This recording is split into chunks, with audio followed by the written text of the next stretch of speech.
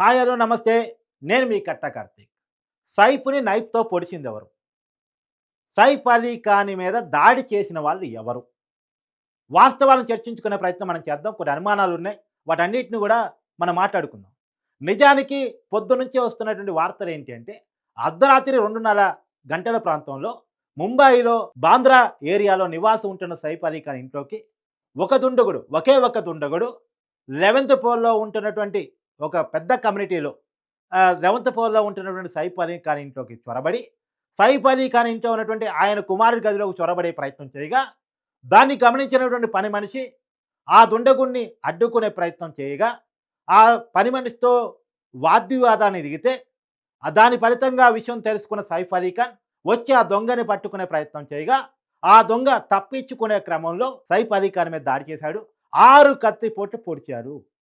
పొడిచేసి మళ్ళా ఆ దొంగ సేఫ్‌గా ఎస్కేప్ కాగలిగాడు. ఆ దొంగని ఎవరు పట్టుకునే ప్రయత్నం చేయలేదు. ఇది మనకి పొద్దునుంచి వస్తున్న వార్తలు. నిజం చెప్పండి, మీకు నమ్మటానికి నమ్మశక్యంగా ఉందా? దీంట్లో నిజం కనపడుతుందా? నాకున్నటువంటి అనుమానం ఏందంటే, బ్రాందా అనేది సెక్యూరిటీ హై సెక్యూరిటీ ఏరియా. సెలబ్రిటీలు ఎక్కువగా నివసించే ఏరియా. అక్కడ పెట్రోలింగ్ వాహనాలు ఎప్పటికప్పుడు తిరుగుతా ఉంటాయి. మీకు ముంబైలో ఎవరన్నా స్నేహితులు, బంధువులున్నా కనుక్కోండి. హై సెక్యూరిటీగా ఉంటది. సెలబ్రిటీలు ఎక్కువగా ఉంటారు కాబట్టి, ఆ ఏరియాలో సెక్యూరిటీ ఎక్కువ తిరుగుతా ఉంటది. రాత్రింబవళ్ళు పెట్రోలింగ్ నడుస్తూనే ఉంటది. సరే, అది పక్కన పెడదాం. పెట్రోలింగ్‌ని తప్పించుకొని ఓ దొంగ ఆ కమ్యూనిటీలోకి జోరాడు. ఆ కమ్యూనిటీలో సెక్యూరిటీ చాలా పెద్ద ఎత్తున ఉండే అవకాశం ఉంటుంది. మీ అందరికీ తెలుసు, గేటెడ్ కమ్యూనిటీలు గురించి అవగాహన ఉన్న వాళ్ళు ఎవరికైనా తెలుసు. గేట్ దాటాలంటే ఓటీపీ కావాల్సిన పరిస్థితి. అక్కడ సెక్యూరిటీ ఉంటుంది. ఖచ్చితంగా ఎవరు లోపల జొరబడే పరిస్థితి ఉండదు. గేట్ దగ్గర సెక్యూరిటీ ఉంటుంది. ఎవరు, ఎవరింటికి పోతున్నారు, ఎందుకు పోతున్నారు అన్నీ తెలుసుకున్న తర్వాతే లోపలికి అలౌ చేస్తారు. సో, ఆ గేటెడ్ కమ్యూనిటీలోకి ఓ దొంగ చొరబడటం రాత్రి సమయంలో అంత ఈజీ కాదు. సరే, అయినా చొరబడ్డాడు, ఏదో లూప్ హోల్ ఎతుక్కొని ఎనక ఏదో గోడ దూకి ఇంకో రకంగా చొరబడ్డాడు అనుకుందాం. మళ్ళా ఈచ్ అండ్ ఎవ్రీ ఫ్లోర్‌కి కూడా సెక్యూరిటీ ఉంటుంది. సో, అతను 11థ్ ఫ్లోర్‌కి పోగలిగాడంటే ఒకటి మెట్ల మార్గం, ఒకటి లిఫ్ట్ మార్గం. ఏదో ఒకటి పోగలిగాలి. ఖచ్చితంగా లిఫ్ట్ దగ్గర సెక్యూరిటీ ఉంటారు. సహజంగా లిఫ్ట్ పక్కనే స్టెప్స్ ఉండే అంటే 2, 3 రకాల స్టెప్స్ ఉండే ప్రతి చోట కూడా సెక్యూరిటీ ఉంటారు. ఎందుకంటే సెలబ్రిటీలు ఉండే నివాసాలు కాబట్టి రాత్రింబవళ్ళు సెక్యూరిటీ పెట్టుకుంటారు. ఈచ్ అండ్ ఎవ్రీ ఫ్లోర్‌కి కూడా పెట్టుకుంటారు. మరి 11థ్ ఫ్లోర్‌కి అతను పోగలిగాడు. పోయాడు, ఓకే. ఆ సెక్యూరిటీని కూడా తప్పించేసుకొని 11థ్ ఫ్లోర్‌కి పోగలిగాడు. పోయిన తర్వాత సహజంగా రాత్రి పండుకున్న తర్వాత తలుపులన్నీ క్లోజ్ చేసుంటారు. తలుపులు క్లోజ్ చేసే కదా పండుకునేది జనరల్‌గా. తలుపులు క్లోజ్ చేసుంటారు. క్లోజ్ చేసున్నటువంటి తలుపులని పగలగొట్టాడో మరి ఇంకేం చేశాడో తెలీదు గానీ ఇంట్లోకి చొరబడ్డాడు. ఇంట్లోకి చొరబడ్డ తర్వాత గూడా సైఫ్ అలీ ఖాన్ కుమారుడి ఇంట్లోకి, కుమారుడి గదిలోకి వెళ్ళే ప్రయత్నం చేశాడు. ఆ ప్రయత్నాన్ని ఒకే ఒక పని మనిషి గమనించాడు. అదే మొత్తం సెక్యూరిటీ నిద్రపోతా ఉంది. వాళ్ళు పట్టించుకోలేదు. వాళ్ళని తప్పించుకొని ఈ దొంగ సైఫ్ అలీ ఖాన్ ఇంట్లోకి, ఆయన కుమారుడి గదిలోకి వెళ్ళబోయాడు. అది గమనించినటువంటి పని మనిషి అడ్డుకునే ప్రయత్నం జరిగి అతనితో గొడవ దిగే ప్రయత్నం చేశాడు. దొంగ, పని మనిషి ఇద్దరు గొడవ పడతా ఉన్నారు. అదే సమయంలో సైఫ్ అలీ ఖాన్ అక్కడికి చేరుకున్నాడు.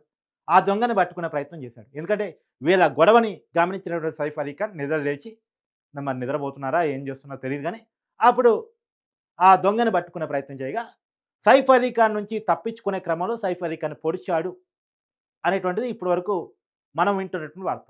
కానీ ఇది నమ్మడానికి అవకాశం లేనటువంటి మాట. ఒకటి, కమ్యూనిటీ గేట్ సెక్యూరిటీని తప్పించుకోవాలి.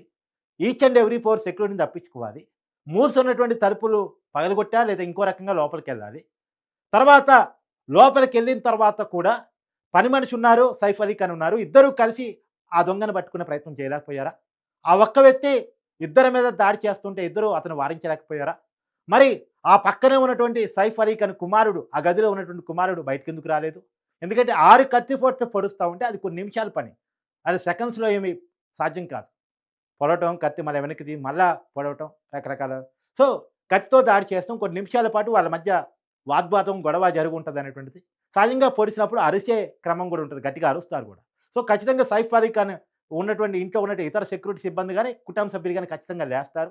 లేసి ఏం జరిగిందా అని చెప్పేసి హడావుడి ప్రయత్నం చేస్తారు. పారిపోయేటువంటి దొంగని పట్టుకునే ప్రయత్నం చేస్తారు. సో, పైనుంచి కిందకి పారిపోతున్నా సరే కింద సెక్యూరిటీని అలర్ట్ చేస్తారు. వెంటనే కాల్ చేసి సెక్యూరిటీని అలర్ట్ చేస్తారు. అలర్ట్ చేసినప్పుడు కింద సెక్యూరిటీ అని ఖచ్చితంగా ఆ దొంగని పట్టుకునే ప్రయత్నం చేస్తారు. కానీ ఆ దొంగ సెక్యూరిటీగా ఎలా పారిపోగలిగాడు? ఎంత సెక్యూరిటీగా ఆ దొంగ ఇంట్లోకొచ్చాడో, అంత సెక్యూరిటీ ఎలా పారిపోగలిగాడు? కాబట్టి ఇది నమ్మడానికి అవకాశం లేని స్టోరీగా కనపడుతోంది.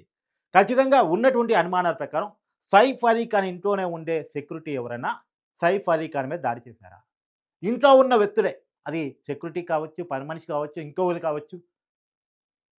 లేదు ఇంకేదైనా గొడవల ఫలితంగా జరిగిన దాడి కావచ్చు. ఇది ప్లాన్డ్ మర్డర్ అటెంప్ట్‌గా కనిపిస్తుంది తప్ప, అనుకోని సంఘటనగా కనపడటం లేదు. అక్కడేదో ఒక మిస్టరీ దాగుంది. ఆ ఇంట్లో అర్ధరాత్రి పూట ఏదో జరిగి ఉంది. లేకపోతే బయట పెట్రోలింగ్ దాటుకొని, గేటెడ్ కమ్యూనిటీ సెక్యూరిటీని దాటుకొని, ఈచ్ అండ్ ఎవ్రి పోర్ సెక్యూరిటీని దాటుకొని, మూసి ఉన్న తలుపులను దాటుకొని, ఆ గదిలోకి వెళ్లి సైఫ్ అలీ ఖాన్‌తో వాళ్ళ పని మనిషితో గొడవబడి, సైఫ్ అలీ ఖాన్‌ని పొడి చేసొచ్చేంత పరిస్థితి ఉందా? ఇది ఒక కథ చెప్పినట్టు ఉంది తప్ప, నిజానికి అవకాశం లేనట్టు ఉంది. నిజంగా వాస్తవాలు ఆలోచిస్తే మాత్రం ఆ ఇంట్లోనే ఏదో జరిగింది. ఆ ఇంట్లో సెక్యూరిటీ ఆఫీసర్ తెలిసే జరిగింది అనేది మాత్రం చాలా క్లియర్‌గా అర్థమవుతోంది. ఇది ప్లాన్డ్ మర్డర్ అటెంప్ట్‌గా కనపడతా ఉంది. మరి ఏం జరిగింది ఏంటి అనేది ఖచ్చితంగా ముంబై పోలీసులు ఎంక్వైరీ చేయాల్సిన అవసరం కనపడుతోంది. ఇప్పటికే సైఫ్ అలీ ఖాన్‌ని ఆయన లీలావతి ఆసుపత్రిలో చికిత్స పొందుతా ఉన్నారు. ఆయన వెన్నుముక్క భాగంలో గాయపడ్డట్టు తెలుస్తా ఉంది. పొట్ట భాగంలో కూడా గాయపడ్డట్టు తెలుస్తా ఉంది. వెన్నుముక్క భాగంలో చిన్న సర్జరీ కూడా అవసరం పడిద్దని చెప్పేసి డాక్టర్లు చెప్తా ఉన్నట్టు కూడా తెలుస్తా ఉంది. అయితే ఎలాంటి ప్రాణహాని లేదు అనేటువంటిది డాక్టర్లు చెప్తా ఉన్నారు. చాలా క్లియర్‌గా చెప్తా ఉన్నారు. కార్పొరేట్ స్థాయి వైద్యం అందుతా ఉంది. అతను రాబోయే కాలంలో మరొకసారి కోరుకొని మంచి సినిమాలో నటించి ఇప్పటికే మంచి నటుడుగా దేశవ్యాప్తంగా కూడా గుర్తింపు తెచ్చుకున్నటువంటి సైఫ్ అలీ ఖాన్ క్షేమంగా ఉండాలని అందరూ కోరుకుంటున్నారు. కానీ ఆయన దాడి వెనకాల ఉన్న మిస్టరీని ఎందుకు తప్పుగా ప్రొజెక్ట్ చేస్తా ఉన్నారు? ఎందుకు అబద్ధాలు చెప్తా ఉన్నారు? అబద్ధమేనా? లేదా నిజంగా ఇదే జరిగిందా? ఇదే జరిగితే సెక్యూరిటీ ల్యాబ్స్ చాలా వైఫల్యం జరిగినట్టు కదా! సెలబ్రిటీ ఇంట్లోనే ఇంత సెక్యూరిటీ ల్యాబ్స్ ఉంటే సామాన్యుడి పరిస్థితి ఏంటి? ముంబైలో కొన్ని లక్షల మంది నివసిస్తా ఉంటారు. ఆళ్ళ సెక్యూరిటీ పరిస్థితి ఏంటి? సెలబ్రిటీ ఇంట్లోనే ఇంత సెక్యూరిటీ ల్యాబ్స్ కనపడతా ఉంటే, ఆ ఏరియాలోనే ఇంత సెక్యూరిటీ ల్యాబ్స్ కనపడతా ఉంటే, ముంబైలో సామాన్యుడికి సెక్యూరిటీ ఉందా? లేదా? అనేటువంటి కూడా చర్చ జరగాల్సింది. కాబట్టి నేననేదేంటంటే, నాకున్నటువంటి బలమైన అనుమానం ఏదో సైఫ్ అలీ ఖాన్ ఇంట్లోనే జరిగింది. ఎందుకంటే సెలబ్రిటీలలో జరిగే గొడవలు, వివాదాలు బయటికి రాకుండా చేయటం కోసం దానికొక కథ అల్లి, వాస్తవాలను దాచేసి వేరే విషయాలను ముందుకు పంపిస్తా ఉంటారు. ఇది కూడా అలాంటిదేనటువంటి ఒక అనుమానం కూడా కలుగుతా ఉంది. ఖచ్చితంగా ఇది బయట నుంచి ఒక దొంగొచ్చి సెక్యూరిటీగా పారిపోయే అవకాశం ఉందా అంటే దాదాపు లేదు అనటానికి అవకాశం ఎక్కువుంది అనేటువంటిది నాకనిపిస్తున్న అనుమానం.